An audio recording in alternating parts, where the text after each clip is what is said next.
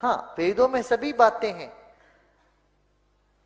न तस्य प्रतिमा अस्ति, बात है, उसके लिए कोई प्रतिमा नहीं है। हम खुदा को उस मूर्ति में ले आते हैं। जब लिखा हुआ है श्वेताश्वेतर उपनिषद में, यजुर्वेद में, न तस्य प्रतिमा अस्ति, उस ईश्वर की प्रतिमा नहीं है, हम मूर्ति बनाते हैं। मिसाल के तौर पे अगर मैं किसी को मदद करता हूं और अगर वो शख्स मुझे जानता नहीं जाकिर कैसा दिखता है, मिसाल के तौर पे श्रीलंका में मैं एक स्टूडेंट को मदद करता हूं, रोज 10,000 रुपये भेजता हूं, उसको पता नहीं जाकिर कैसा, क्या करता है वो कॉकरोच बनाता है, कॉकरोच, और रोज सुबह को बोलता है जाकिर शुक्रिया। जब मुझे पता चलेगा उसने मुझे कॉकरोच बनाया, क्या मुझे खुशी होगी? भले वो मुझे कुछ खाली दिल में कहता था जाकिर शुक्रिया, काफी है, शुक्रिया नहीं भी कहता था चल जाता था, लेकिन मुझे कॉकरोच बनाया, इंसान से कॉकरोच बनाया। मुझे फर्क पड़े ना पड़े, वो तो बेवकूफ बन रहा है ना, कैसा बेवकूफ इंसान है। मुझे भले फर्क ना पड़ा, मैं दयालु, जान देना मुझे कॉकरोच में क्या फर्क पड़ा, मैं बोलूंगा क्या बेवकूफ इंसान है, क्या बेवकूफ इंसान है कि कॉकरोच के सामने झुक रहा है। नाम आशीष है, मैं नेरुल से आया हूँ, मैं बीपीओ एग्जीक्यूटिव हूँ। मेरा आपसे एक सवाल है, इस्लाम में हर गुनाह माफ है, लेकिन शिर्क की माफी क्यों नहीं है? अगर इंसान कत्ल करता है उसे माफी है, जिना करता है उसे माफी है, लेकिन शिर्क की माफी क्यों नहीं है? भाई साहब का सवाल है कि इस्लाम में सारे गुनाह की माफ़ी है, शिर्क की नहीं। कत्ल करता है माफ़ी है, जिना करता है माफ़ी है, शिर्क की माफ़ी क्यों नहीं? आप कुरान मजीद के बारे में जिक्र कर रहे जो सूरह निसा में है, सूरह नंबर 4 आयत नंबर 48 और आयत नंबर 116। इन दो आयतों में सूरह निसा सूरह नंबर 4 में लिखा है कि अगर अल्लाह चाहे तो कोई भी गुनाह को माफ कर सकता है, लेकिन शिर्क को कभी नहीं माफ करेगा, क्योंकि जो शिर्क किया है वो बहुत भटक चुका है। तो इसमें यह नहीं लिखा है कि अब जिना करेंगे तो माफ करेगा ही, कर सकता है अगर आप तौबा करेंगे तो। अगर आप तौबा करते कि मैंने जिना किया हूं, मैंने कत्ल किया हूं, मुझे माफ कर दे और इंशाअल्लाह मैं आइंदा नहीं करूंगा, तो अल्लाह माफ करेगा। उसी तरीके से शिर्क भी, अगर आप शिर्क करते हैं और अल्लाह से माफी मांगते हैं कि मैं अगली बार शिर्क नहीं करूंगा, तो अल्लाह शिर्क को भी माफ कर सकता है। लेकिन शिर्क की हालत में मरेंगे तो माफी नहीं है, आप मुशरिक जैसा मरेंगे।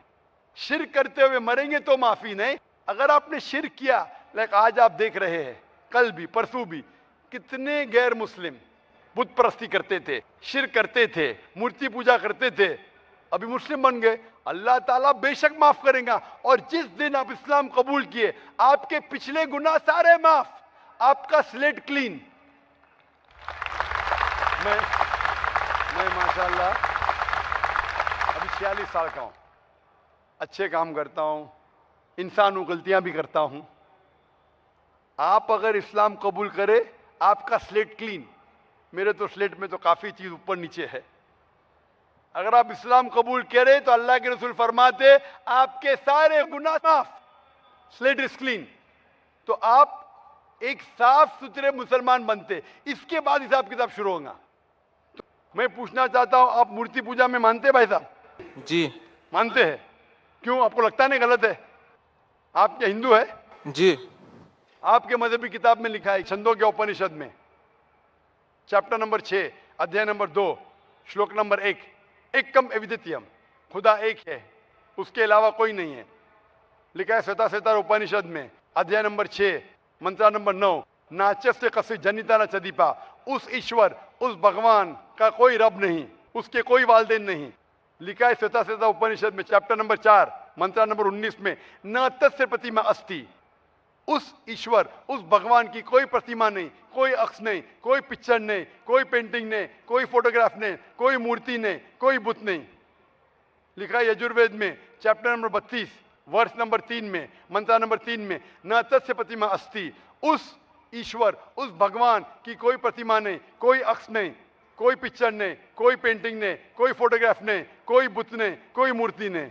तो साफ तौर पे कई जगह आप हिंदू की मजहबी किताब में लिखा है कि मूर्ति पूजा गलत है, तो क्यों आप मूर्ति पूजा करते? भाई साहब, जी, इस बारे में मुझे सही तालीम नहीं है, मुझे थोड़ा वक्त चाहिए। मैं इतने हवाले दे रहा हूं कि आपको लगता है कि मैं फेंकते जा रहा हूं। हवाले के हवाले दे रहा हूं, आप नोट कीजिए।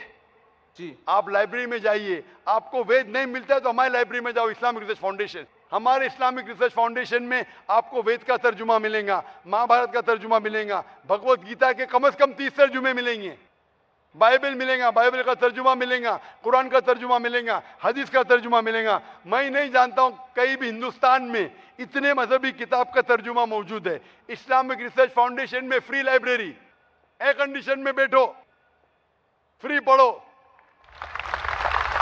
इंशाअल्लाह आपको चाय पानी भी दूंगा मैं। चाय पानी रिश्वत नहीं है, तो क्या आप ठंडे दिमाग से, कभी ठंडा दूंगा कभी चाय पानी, तो आप अच्छे दिमाग से रिसर्च कीजिए। हमारे पास कंप्यूटर सॉफ्टवेयर है, आप क्या जानना चाहते हैं वेद के ऊपर बटन दबाओ, मिलेगा आपको। किधर लिखा है मूर्ति पूजा हराम है, बटन दबाओ कंप्यूटर में निकलेगा बाहर। वेद के कंप्यूटर सॉफ्टवेयर है, बाइबल के कंप्यूटर सॉफ्टवेयर है, कुरान के कंप्यूटर सॉफ्टवेयर है, हदीस के।